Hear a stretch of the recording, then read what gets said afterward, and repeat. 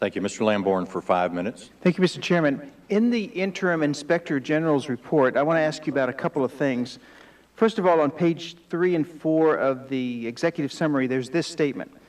We are not reporting the results of our clinical reviews in this interim report on whether any delay in scheduling a primary care appointment resulted in a delay in diagnosis or treatment, particularly for those veterans who died while on a waiting list.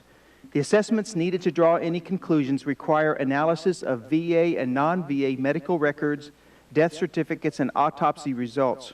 We have made requests to appropriate state agencies and have issued subpoenas to obtain non-VA medical records. How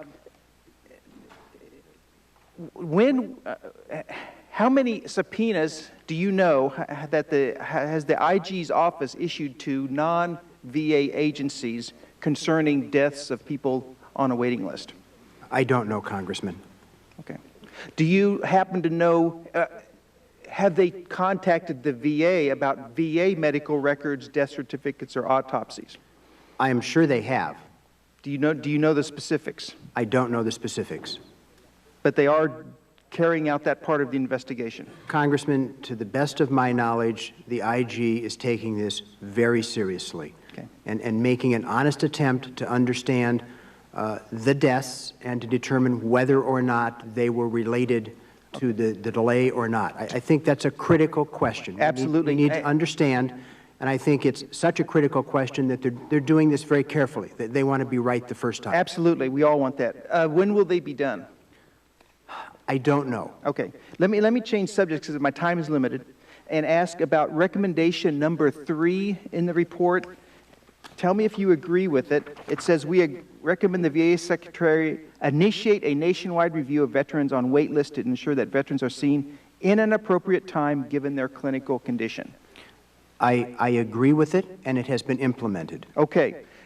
My question then is this.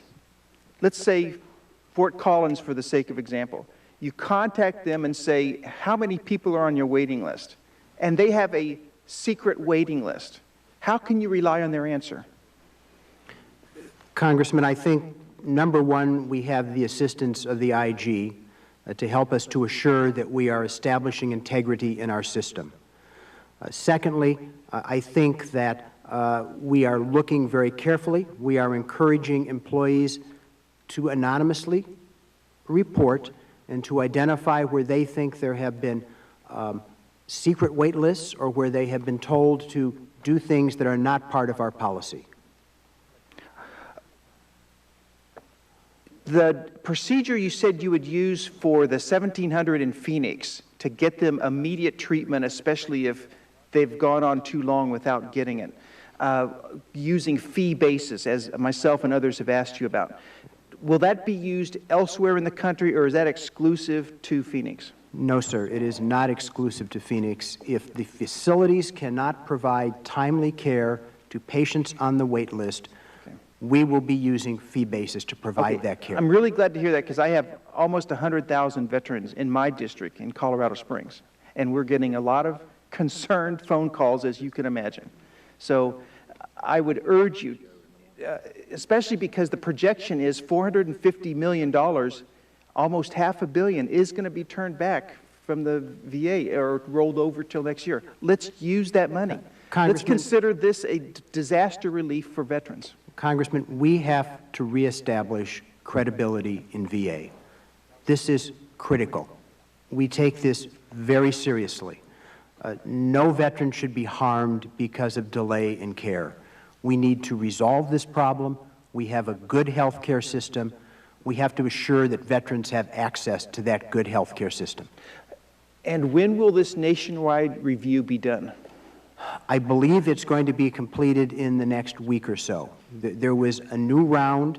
The Secretary requested that all facilities be evaluated, not just the larger facilities. So I don't know the exact date of the conclusion.